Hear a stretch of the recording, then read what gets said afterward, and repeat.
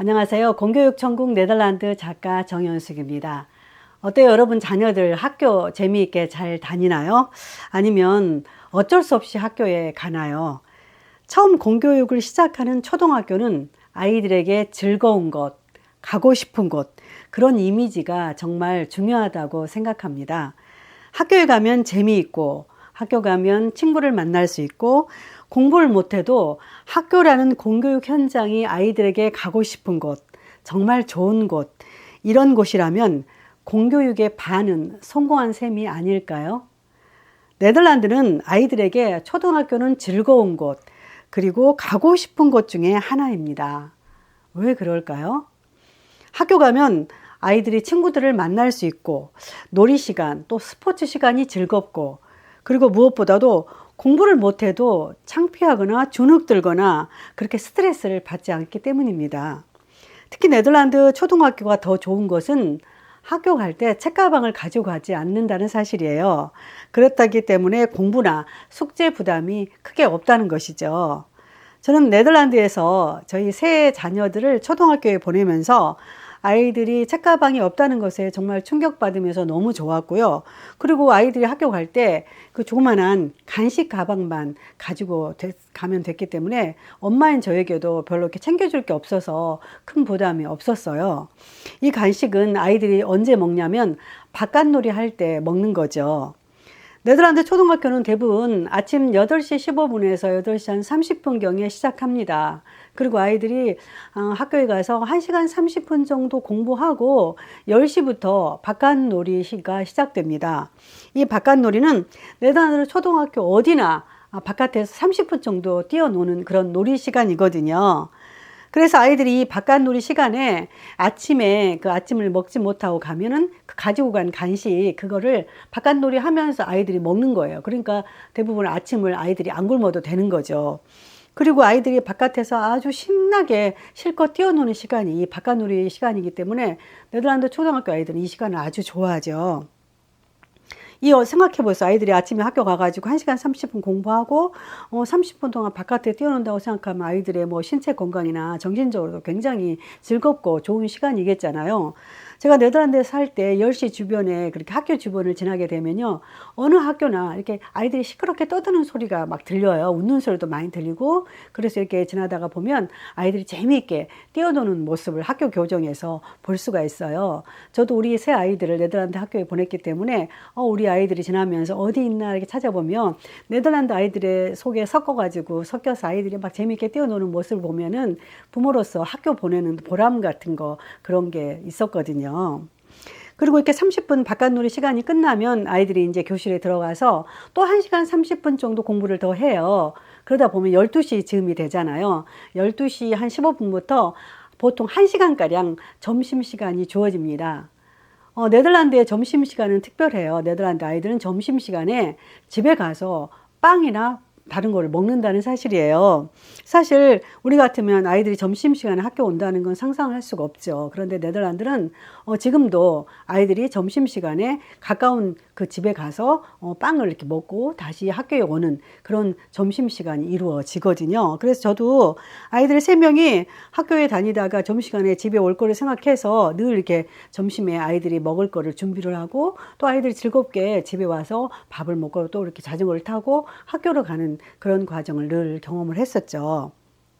사실 그래서 네덜란드는 점심시간에 아이들이 학교로 오기 때문에 엄마들이 굉장히 집에 있는 엄마들이 굉장히 바쁘죠. 아침에 아이를 학교에 보내고 조금 있으면 점심시간에 돌아오면 아이를 위해서 준비를 해야 되고 특히 또 저학년 아이들 같은 경우는 밥을 먹고도 엄마가 아이들을 데려다 줘야 되거든요. 그러다 보니까 아이들이 자주 집과 학교를 왔다 갔다 해야 되고 부모 또한 그거를 반복을 해야 되는 그런 상황인 거죠. 그럼 부모가 오지 못하는 경우, 요즘 맞벌이 부부가 많은데 어떡할까요? 물론 부모가 오지 못하는 경우에 할머니, 할아버지가 대신 와서 아이들을 데리고 가는 경우도 많이 있더라고요. 물론 대다수 네덜란드 아이들은 점심에 빵을 먹죠. 그래서 간단하게 빵을 먹고 이게 나머지 시간을 또 놀고 또 그런 시간을 보내도 하더라고요. 그런데 맞벌이 부부의 그 자녀들의 경우에는 어떻게 해요? 부모가 집에 없고 또 할머니도 할아버지도 데리고 올 상황이 안 된다면 어떻게 해야 되죠? 걱정할 필요가 없어요. 왜냐하면 학교에서 그런 아이들을 위해서 돌봄이 엄마들이 항상 있거든요. 그래서 그 아이들은 집에 가지 않고 그 돌봄이 그 엄마들이 돌아가면서 이제 그 순서를 정해서 아이들을 돌봐주는데요. 아이들이 학교에 가져온 빵을 먹도록 잘 도와주기도 하고요. 또 아이들이 부모가 이렇게 급해서 빵을 싸가지고 못 오는 아이인 경우는 엄마들이 이렇게 빵을 싸서 아주 저렴한 가격에 1, 2유로에 이렇게 빵을 팔고 아이가 점심을 굶지 않도록 이렇게 배려하는 모습을 제가 많이 보았어요. 그래서 이 돌보미 엄마들은 아이들이 빵을 잘 먹고 나면 그 다음 오후 수업 시간이 시작되기 전까지 아이들이 밖에서 잘 뛰어놀도록 돌봐주는 일까지 하는 것을 제가 많이 보았죠. 그래서 네덜란드 아이들은 이 점심시간을 굉장히 즐겨요. 사실 우리 같으면 이 급식 문화, 지금 코로나 때문에 좀 이제 급식이 중지되고 있지만 아이들이 학교에서 우리처럼 단체로 빵을 먹는 거, 단체로 이렇게 뭘 하는 거는 네덜란드 문화에서는 상상하기가 힘들어요. 그래서 요즘 같이 맞벌이 부부가 많은데도 지금 아이들이 여전히 집으로 왔다 갔다 하는 아이들이 적지 않게 있는 거죠. 사실 네덜란드 초등학교는 수요일 오후는 모든 학년이 자유시간이에요. 그래서 뭐 저학년부터 고학년까지 수요일 오후에는 거의 수업을 하지 않아요. 오전만 수업을 하는 거죠. 그리고 이제 저학년 같은 경우에 초등학교 2학년, 3학년까지는 금요일 오후도 자유시간이에요. 금요일 오후도 수업이 없어요. 이렇게 네덜란드 학교의 그 커리큘럼이 수요일 오후에도 없고 금요일도 없는 저학년은 이런 시스템으로 이루어지고 또 바깥놀이도 있고 이러다 보니까 아이들이 학교에 가는 거를 큰 부담을 느끼지 않고 굉장히 즐겁게 자유롭게 학교를 다니는 거죠. 더구나 네덜란드 초등학생들은 책가방이 없어요.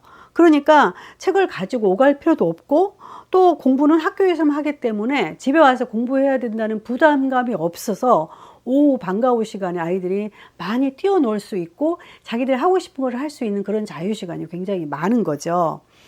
그리고 제가 이제 특별히 좋았던 것은 학교에 책가방을 가지고 가지 않는 것도 좋지만 아이들에게 왜 우리가 학교에서 공부할 때 필요한 것도 있잖아요. 필기구라든지 뭐 왜 미술 시간에 준비물 이런 것들 하나도 가지고 가지 않았다는 사실이에요.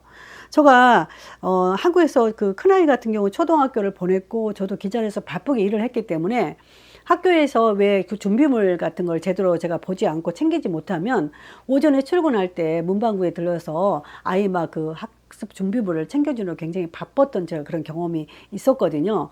그런데 네덜란드는 그런 작은 준비물까지도 하나도 정말 해갈 필요가 없어요. 심지어 미술 시간에 그 필요한 그런 준비물 같은 것도 학교에서 학부모 위원, 학부모 엄마들이 준비해 가지고 아이들이 미술 시간이나 이런 그 할 때 할 수 있도록 다 준비가 되어 있더라고요. 그러니까 그야말로 철저하게 공교육의 무료 교육인 것을 느낄 수 있었어요.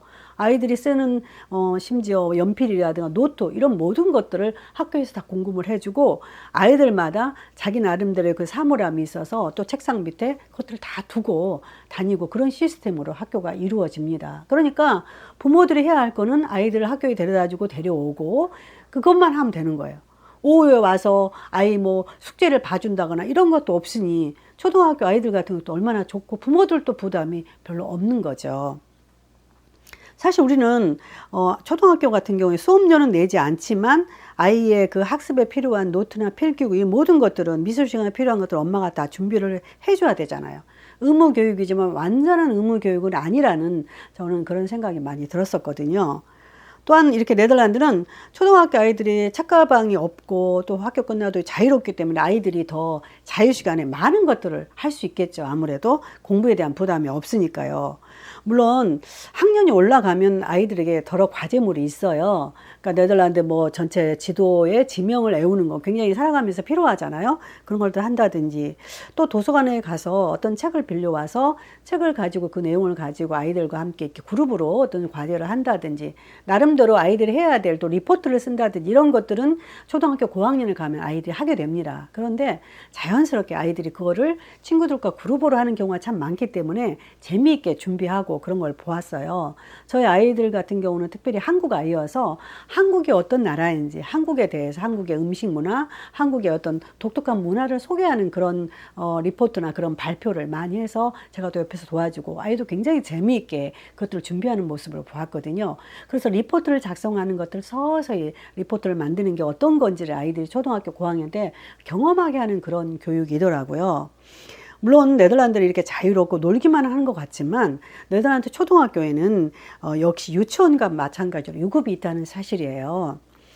학년 말에 과목별 성적이 평균 뭐 6.0 이하인 경우에나 또는 학습 태도가 좋지 않다거나 친구와의 관계가 문제가 생기는 경우에는 학부모와의 상담을 통해서 아이들을 유급을 시킵니다. 네덜란드 초등학교는 정말 자유롭게 즐기는 곳이지만 한편으로는 유급이라는 제도를 통해서 학습 부진이나 학습 저하 우려가 있는 학생은 철저하게 가려냅니다. 그래서 1년을 더 다니게 해서라도 기본 학력은 잡아주는 거죠. 그리고 학생들에게 문제를 일으킬 만한 불량한 행동이나 또는 태도를 보이는 경우도 유급을 시키는 조건이 됩니다.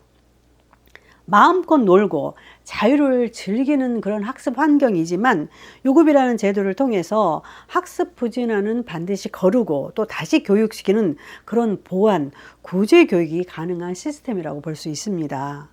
제가 공교육 천국 네덜란드 책을 쓰면서 네덜란드 초등학교 교장을 만났고 그 교장에게 물어봤어요. 왜 네덜란드 아이들은 초등학교 때 책을 집에 가지고 가지 않느냐고요. 그랬더니 그 교장 선생님이 이런 말씀을 하시더라고요. 방과 후 시간은 아이들이 학교에서 경험하지 못한 다양한 것들을 보고 배우고 느끼는 시간입니다. 초등학생들은 학교에서 공부하는 것으로 공부는 저는 충분하다고 생각합니다.